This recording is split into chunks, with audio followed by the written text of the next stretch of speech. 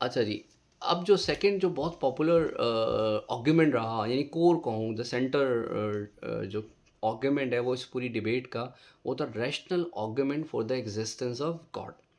अब ये इस पूरी जो टैगलाइन कह लें, टाइटल कह लें, इसी के अंदर ही अपने आप में एक बहुत बड़ी एक एकेडमिक डिसिप्लिन है कि first thing is that the rational argument. तो आर्गुमेंट रैशनल हो, should be logical, reasonable, acceptable, तो एविडेंट प्रूफ, तो रीज़न की बेसिस पे, अक्ल शऊर की बेसिस पे, ठीक है ना, कि ये कि वो एक फेथ जो है वो इरेशनल, क्योंकि देखिए फेथ वर्सेस रीज़न, ये डिबेट जो है वो मिडिवल पीरियड से ही एक रही है। तो this is the rational argument. Rational argument का मतलब क्या होता है कि जब आप कोई रीज़न दे रहे हैं तो उस रीज़न को ठुकराया भी जा सकता है, रिफ्यूट भी किया जा सकता है। तो मैं ये क्लैरिफाई कर दूँ, हम अपने स्टूडेंट्स को भी ये क्लैरिफाई करते हैं कि जो चीज़ें फेथ की बेसिस पर हैं या हम डिवाइन और इन चीज़ों को मानते हैं, तो वो क्वेश्चनेबल करना ना करना, कि वो तो खुदा का है, हुक्म खुदाबंदी है, उसको मानना, तो ये एक फेथ बिलीवर वाली बात है। लेकिन जब कोई चीज़ रैशनल बात कर रहे हैं, लॉजिक और रीजंस पे बात कर रहे हैं, तो आर्ग्यूमेंट अगेंस्ट आर्ग्यूमेंट हो सकता है, उसको रीजंस के बदले रिफ्यूट किया जा सकता है अगर वो लॉजिकल हो। तो ये थोड़ा सा फ़र्क जानना ज़रूरी है कि this is a rational argument है, ये रैशनल आर्ग्यूमेंट है, और rational argument for the existence of God. अब इसी में एक और सवाल आ जाती है, अपने आप में ही आप देखें ना, तो एक लिमिट लगा दी इस आर्गुमेंट की, और यही एक लॉजिकल आर्गुमेंट का एक तरीका होता है। लोग क्या करते हैं कि बहस व मुबासे में वो इधर उधर डिविएट हो जाते हैं, जिसको हम रेड हेरिंग कहते हैं लॉजिकल टर्मिनोलॉजी में, यानी distraction from the main idea. तो you should be stay focus on it, कि हमारा प्रमाइस क्या है, हमारा जो है वो कंक्लूजन क्या है, हम उसको सिस्टमैटिकली अंडरस्टैंड कर सकें। It should be the sound, it should be the logical, it should be the relevant as well. तो अब ज़रा क्लैरिफाई करते हैं, rational argument for the existence of God. Rational argument यानी रीज़न की बेसिस पे होगा, और एग्जिस्टेंस ऑफ गॉड की बात हो रही है। अब एग्जिस्टेंस ऑफ नेचर बात नहीं कर रहे, एग्जिस्टेंस ऑफ यूनिवर्स बात नहीं कर रहे, एग्जिस्टेंस ऑफ हम ह्यूमन नहीं बात कर रहे। अभी सवाल तो ये है कि जो सुप्रीम बीइंग है, सुपर नेचुरल बीइंग है, जिसको भी खुदा मानते हो, जिस शक्ल में मानते हो, उसका वजूद क्या है, यानी लार्जर फोर्स की बात हो रही है ना इस वक्त। तो ये बहुत ज़रूरी है, ये मानना। अगर हम कहें कि नहीं बस ज़ाते खुद है, खुद साख्ता है, तो फिर तो वो जो तस्वुर खुदा है वही ख़त्म हो गया। तस्वुर खुदा तो वैसे भी ये कि जिसकी सोच जहाँ तक, उसके लिए खुदा वहाँ तक, और खुदा आपकी सोच से बालातर है और वो ट्रांसेंडेंट कर जाता है, तभी इसको मेटाफिज़िकल डिबेट में लिया जाता है। तो ये तो बात बिल्कुल दुरुस्त है इस तरह से। लेकिन जब ये हम रैशनल यूज़ करेंगे, तो हमें एग्जिस्टेंस ऑफ गॉड पर है। अगर हम एग्जिस्टेंस ऑफ प्लांट्स, एनिमल्स और ये क्वेश्चंस, तो वो सारा गिडमिट सा हो जाएगा। तो ये बहुत बहुत इंपॉर्टेंट है इसको स्टडी करने के लिए। हाँ, हम मिसालें दे रहे होते हैं, वो तो खुदा ने उसकी बहुत सारी फिर आर्ग्यूमेंट्स हैं, और जैसे 5 कॉमन आर्ग्यूमेंट हैं। एक तो कॉस्मोलॉजिकल आर्ग्यूमेंट है, कॉस्मो कहते हैं यूनिवर्स को, कि कायनात अपने आप में एक मुंह बोलता सबूत है। तो यूनिवर्स की मिसाल दे रहे होते हैं कि भाई यूनिवर्स को देखा जाए, और उससे उसकी जो क्रिएशन है और उसकी मिस्ट्री है, और उससे हमें अंदाज़ा होता है कि वो इतनी जाइजेंटिक और इतनी लार्जर यूनिवर्स में जो भी कुछ हो रहा है, तो वो उसके लिए कोई नेसेसरी बीइंग का होना ज़रूरी है। तो ये एक आर्ग्यूमेंट जो हम बात करें, कॉस्मोलॉजिकल आर्ग्यूमेंट।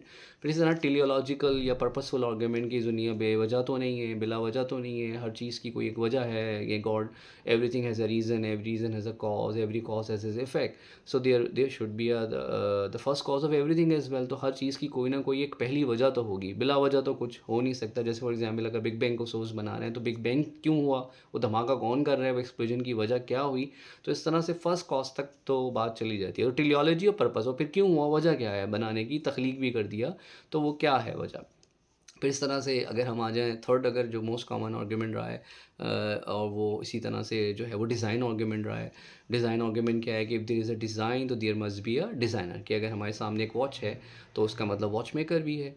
अगर हमारे सामने कार है, तो जिसका मतलब है कि कार मेकर भी है। तो इस तरह अगर हमारे सामने एक आर्टिफैक्ट की बात करें ना, एक फैक्चुअल चीज़ें, दुनिया में जितनी भी चीज़ें, वो रेप्लिका हैं नेचर का। नेचर का है ना, उसको जब भी हम आर्टिफैक्ट कहते हैं, आर्टिफैक्ट का मतलब होता है आर्टिफिशियल, फैक्ट मतलब जो चीज़ वो ऑलरेडी एग्जिस्ट कर रही है। तो यूँ देखा जाए तो जो एक तीसरी जो डिबेट है वो डिज़ाइन को लेकर है, कि भाई खालिक मालिक की बात करें, कि एक चीज़ क्रिएट की है, उसको बनाने वाला कोई, जैसे मोबाइल फ़ोन को बनाने वाला कोई होगा, मालिक होगा, ओनर होगा, मगर उसको ओन कर रहे हैं, हम कर रहे हैं, क्योंकि हमारे हाथों में मोबाइल फ़ोन है। तो हम उसको कैसे इस्तेमाल कर रहे हैं, तो हम उसके जो है यूज़र, एंड यूज़र हो गए। तो हमारे इस दुनिया को तख्लीक किया है, बनाया है, तो उसका डिज़ाइनर भी मौजूद है, ठीक है? फिर उसका फ़ंक्शन, उसका यूसेज क्या है, वो कैसे इस्तेमाल हो रही है, ये सारे आर्गुमेंट जो है ना वो फिर एक डिज़ाइन आर्गुमेंट में डिबेट्स में आ जाते हैं। फिर वेजिंग आर्गुमेंट है, वो भी बहुत कॉमन है, और ब्लिस पास्कल जो कि मैथमेटिशियन है उसकी तरफ से था कि what if we believe and what if we don't believe in, तो मानने में ज़्यादा फ़ायदा या ना मानने में फ़ायदा है।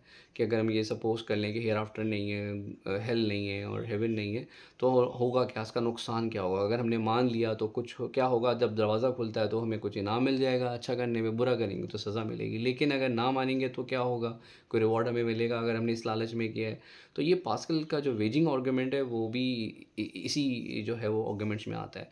तो ये मोस्ट कॉमन आर्गुमेंट हैं, जो है हम ओंटोलॉजिकल आर्गुमेंट के, यानी बीइंग के ऊपर, के सुप्रीम बीइंग ना, तो गॉड जो है वो सुप्रीम बीइंग है, तो किसी एक सुप्रीम बीइंग का होना नेसेसरी बीइंग, जो उन्होंने एक आर्गुमेंट लिया, मुझे लगा सारा आर्गुमेंट जो है वो ओंटोलॉजिकल आर्गुमेंट की ही एक नज़र आ, लेकिन उसके अलावा भी बहुत सारे ओंटोलॉजिकल आर्गुमेंट है, कॉस्मोलॉजिकल आर्गुमेंट है, और उसके बाद डिज़ाइन आर्गुमेंट जिसको टेलियोलॉजिकल आर्गुमेंट भी है, जो पर्पस की बात करते हैं, एंड यानी पर्पस क्या है बनाने के पीछे, वजह क्या है, मकसद क्या है। और उसके अलावा टाइम के ऊपर भी बहुत अच्छा, टाइम इज़ टेम्पोरल, वो भी एक डिबेट का पार्ट रहा है कि इटर्नल है, क्योंकि चले हम खुदा को और उसके वजूद को, तो हम टाइम अपने आप में ही बड़ा गहरा फ़लसफ़ा है, फ़िलासफ़ी ऑफ टाइम, कि टाइम प्रेजेंट पास्ट फ्यूचर ये सब एक है या अलग हैं। ये बहुत ही गहरी फ़िलासफ़िकल डिबेट है, टाइम टेम्पोरल है ये, और किसी एक, जैसे ना देखें अभी बोलते बोलते ये जो बात हो रही है ये एक नाउ मोमेंट है, प्रेजेंट है, लेकिन यही बात सुनते सुनते आपको पास्ट बन जाएगा, ठीक है?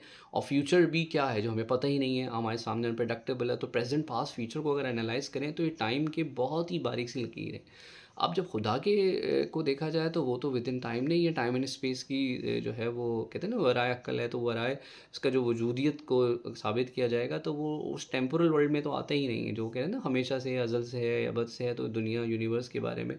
तो ये सारी जो आर्गुमेंट है जिसमें बहुत सारी लॉजिकल फैलेसीज आ जाती हैं, है ना, अंडरस्टैंडिंग कह लें, इग्नोरेंस ऑफ फैक्ट कह लें, तो सबसे बड़ा जो फॉल्ट आर्गुमेंट है यहाँ पे वो यही है कि जो बेसिक एसेंशियल्स हैं वो अगर हमें समझ ना आए तो हमें पूरा आर्गुमेंट ही समझ नहीं आएगा। So that's all about it. अब मैं आपको थर्ड पार्ट के बारे में बात करूँ।